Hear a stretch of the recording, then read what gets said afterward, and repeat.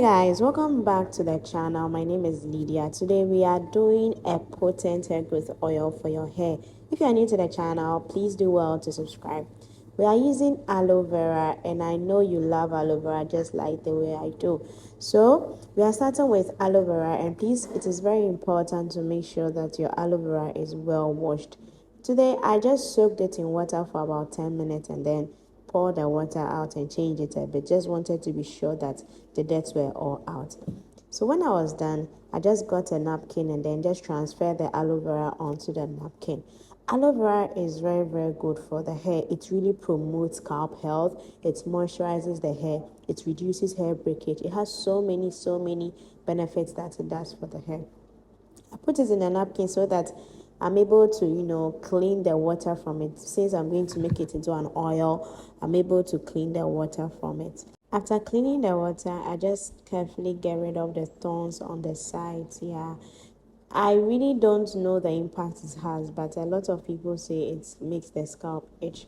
I've used aloe vera oil with the thorns and I didn't have the issue. But then, to be on the safer side, please cut the thorns. So I cut them into thin slices, and in this video I will not be blending the aloe vera oil. The aloe vera.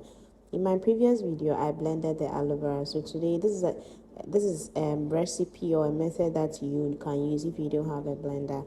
So I'm using just coconut oil. If you have olive oil, you can use olive oil. If you have castor oil, you can also use castor oil. If you have sunflower, any hair oil you have, you can also make use of them. I start off by putting it on a medium heat so that it's not going to burn on an instant. So the purpose of this method is to extract the nutrients from the oil and also to dry out all the gel.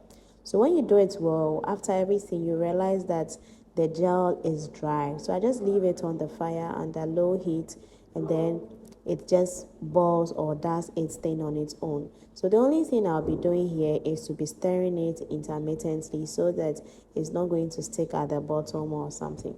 Yeah, so this is another method of making your aloe vera oil instead of blending it. So why is it important to use aloe vera on your hair? Like, I really love aloe vera. It's one of the things that if I don't know what to do to my hair or what DIY to do, I just go in for aloe vera because I have a few in a pot behind my house. So I just go in for it. Like, if I'm just confused, I just go in for aloe vera. It's so simple to make. It's really easy and it's so nutritious, as in very beneficial.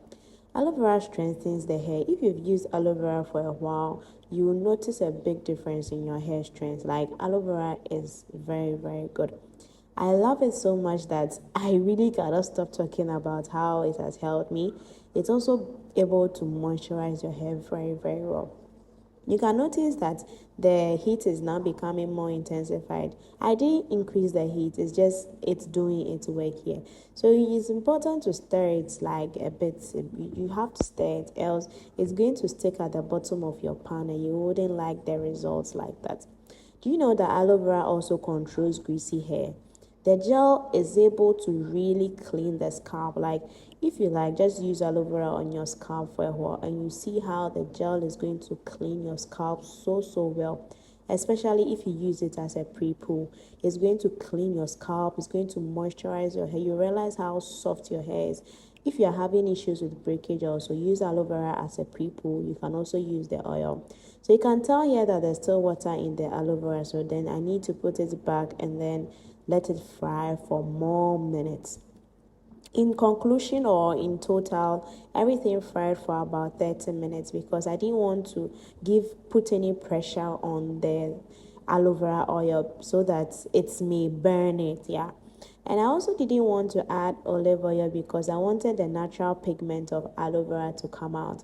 But then from the look of things, it looked like it wasn't going to come out. Like, it was still too light. So I added moringa powder. Moringa has a green pigment that you cannot say you don't like the green color of moringa. So I added a little bit of moringa powder so that it gives me the green pigment. The greener the better. That's why I always say, yeah, it's not really. But then you can just use it like that. But I just wanted greenish. I just wanted green. That's how come I added moringa powder. If I didn't have moringa, I could have added amla powder or anything green just to make it green. Or I could have just used the extra virgin olive oil and coconut oil. So this is the tricky part. When you add moringa powder to it, it's important to add it at the latter part when the aloe vera is almost done so that it's not going to burn. If you add it early, it's going to burn. Yeah, I knew this already, so I didn't make that mistake in this video. So here I got my glass jar neatly clean. I washed it and then I cleaned it with a tissue paper. Because it's an oil, you wouldn't want to have water residues in it, else it's going to go bad after a short while. It's going to start developing rhizopores and other enzymes. So you have to make sure that your glass jar or your bottle you'll be putting your oil in is clean and very, very dry. Aloe vera also helps with itchy scalp. If you have itchy scalp, please introduce aloe vera into your wash day routine as a pre-poo and also make it into an oil and apply it. Here is where I had issues. So I was transferring it, forgetting that there was moringa powder, and moringa powder is not so rough, like it's a bit smooth, so I needed to put a washcloth in it so that I can sieve it. But because I didn't have, I used a tissue, and now I realized that I was just wasting time. So I had to bring this part in the video so that you wouldn't make that mistake. If you're adding any powder, you need a very smooth cloth, a cloth with less holes, so that it can help you strain it. If you don't use a cloth, you are going to have residues of the powder you used. Yeah, in this case I use moringa powder, so I'm going to have residues of moringa powder in it. Yeah. So how often should you use aloe vera oil? Depending on your hair porosity, my hair is very, very porous, so I can use aloe vera every day, or let's say 5 times in a week, and it wouldn't really clog my pores. And also I wash my hair once a week or once in 2 weeks, so I can use this oil every day. And it's important to spray your scalp with a water or herbs infused spray before going in with the aloe vera oil for better results. When you use this treatment, you are going to see lots of difference on your hair. Give yourself about 6 months, as I always say. You're going to love your hair for the results that you gain and then for the efforts that you put into it.